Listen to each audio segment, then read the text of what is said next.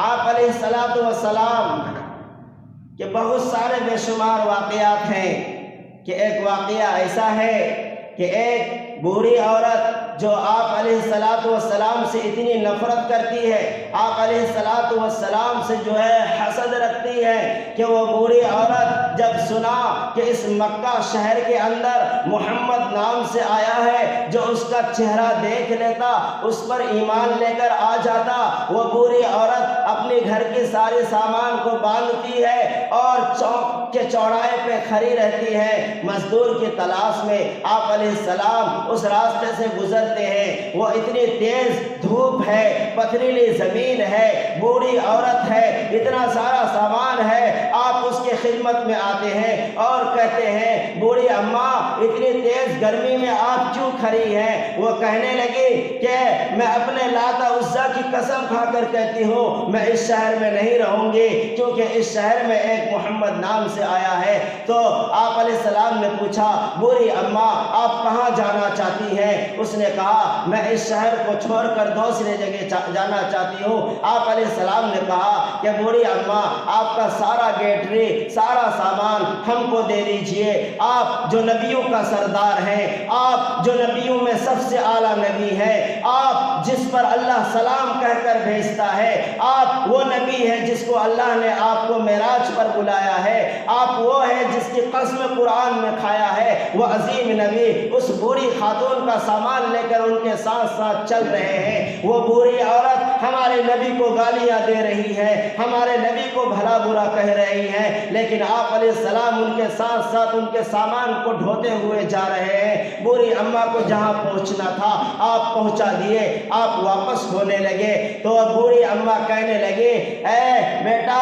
تم کہاں سے آئے ہو؟ اتنی عظیم تمہارا کردار ہے، تم کتنا عظیم ہو۔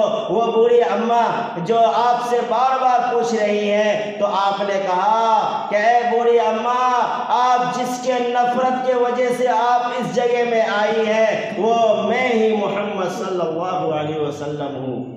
آپ کا یہ نورانی کردار، آپ کا یہ اعلیٰ اخلاق دیکھ کر وہ بوڑھی عورت آپ کے قدم میں گر جاتی ہے اور کہتی ہے اے بیٹا محمد میں تجھ پہ ایمان لانا چاہتی ہوں۔ یہ ہمارے نبی پاک صلی اللہ علیہ وسلم کا دین ہے۔ ایک بچہ غالباً اس کا عمر 8 سال کا تھا، اس کی ماں جو بوڑھی تھی جسم سے لباس پھٹ چکا تھا اور ان کا چچا بڑا مالدار تھا، تو لوگوں نے کہا کہ چچا کے پاس جاؤ ایک لباس لے کر آؤ، تم اپنی ماں کے جسم کو ڈھانپو، کیونکہ نوجوان غلط نگاہوں سے اس کے جسم کو دیکھ رہے ہیں۔ وہ چھوٹا سا بچہ اپنے چچا کے دربار میں گیا اور کہنے لگا چچا جان ہماری ماں کے جسم میں جو لباس ہے وہ پھٹ چکا ہے، آپ ایک لباس ہمیں دے دیں۔ ان کا چچا انہیں مار کر اپنے دربار سے ہٹا دیتا ہے، اپنے نوکروں سے کہتا ہے اسے گھسیٹ کر میرے دربار سے باہر کر دیا جائے۔ اسے باہر کر دیا جاتا ہے، روتا ہوا اپنے گھر کے طرف جاتا ہے۔ ایک صحابی ان سے ملاقات ہوتی ہے، کہا بیٹا تم کیوں رو رہے ہو؟ اس نے کہا میں اپنے چچا کے پاس گیا تھا، اس نے اپنے دربار سے مجھے گھسیٹ کر باہر کر دیا۔ پھر وہ بچہ سے کہنے لگا جاؤ مدینے کے شہر میں ایک شخص ہے محمد نام سے، ان کے دربار میں جاؤ تمہاری حاجتیں پوری ہوگی۔ وہ اپنے ماں کے پاس گیا، کہا امی جان آپ کا یہ حال مجھے دیکھا نہیں جاتا، میں مسلمانوں کے نبی محمد کے پاس جانا چاہتا ہوں۔ ماں کہنے لگی بیٹا مت جاؤ، اس کے پاس مت جاؤ نہیں تو تمہارا ایمان چھین لے گا۔ وہ بیٹا کہنے لگا ماں میں اپنے ایمان کو نہیں برباد کروں گا، میں جا رہا ہوں۔ بہرحال وہ بچہ ہمارے نبی پاک صلی اللہ علیہ وسلم کے دربار میں حاضر ہوا۔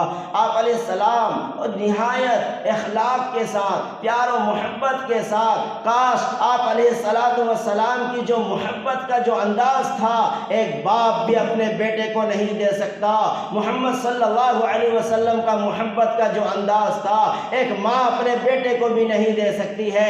اتنا محبت کا وہ انداز تھا۔ آپ نے پوچھا بیٹا کس غرض سے آئے ہیں؟ کہنے لگا وہ بچہ کہ اے محمد میں آپ پر ایمان لے کر نہیں آؤں گی، میری امی جان نے کہی ہے کہ جو آپ کے دروازے پہ آتی ہے آپ پر کلمہ پڑھ لیتی ہے، میں پہلے کہتی ہوں کہ آپ کا کلمہ نہیں پڑھوں گی، سنیے میری ماں کو ایک لباس کی ضرورت ہے، آپ اسے دے دے۔ آپ علیہ السلام اس کے حسن اخلاق کے ساتھ پیش آتے ہیں اور اپنے جسم میں جو اوڑھے ہوئے لباس یعنی چادر ہوتے ہیں اور رحمت والی چادر اتار کر اس بچے کو دے دیتے ہیں اور کہتے ہیں جاؤ اپنی ماں کے جسم کو ڈھک لینا۔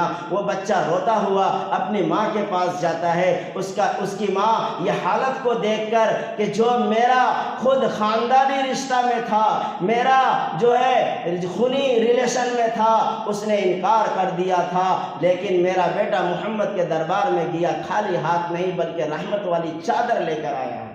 یہ دیکھ کر کہا کہ بیٹا چلو محمد کے دربار میں بھی کلمہ پڑھ کر مسلمان ہو جانا چاہتا ہوں۔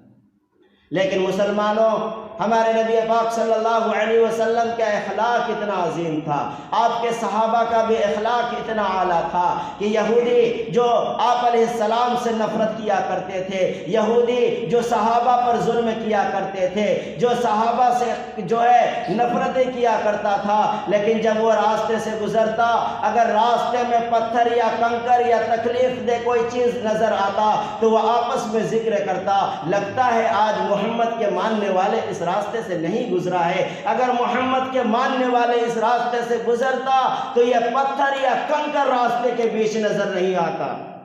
آج ٹی وی چینلوں کے اندر دیکھیے ڈیبیٹ ہو رہا ہے مسلمان مسلمان مسلمان۔ ہماری یہ حالت کس نے بنایا؟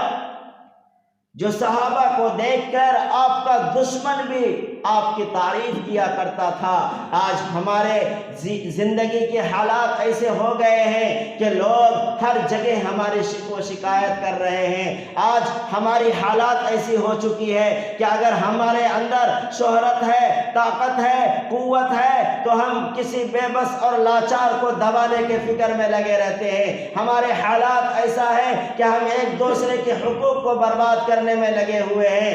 آج آقا علیہ الصلوۃ والسلام کی سنت سے اتنی دوری اختیار کیے ہیں کہ آج پوری دنیا ہمیں ذلیل و خوار کر رہی ہے۔ ہر جگہ دیکھیے مسلمان